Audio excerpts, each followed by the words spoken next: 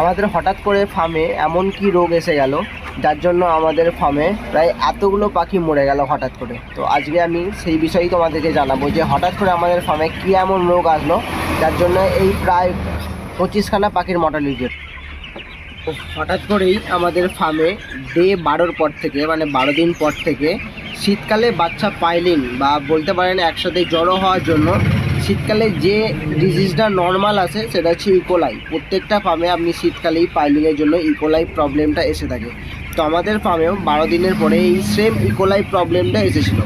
তো E. coli problem হলে কি হয়, পাখি অনেকটা শুকিয়ে যায়, তার অ্যাবডোমিনটা ঝুলে যায়। তো তার জন্য আমাদের কী হচ্ছিলো, পাখি হঠাৎ করে মরাটা স্টার্ট হয়ে গেছিলো।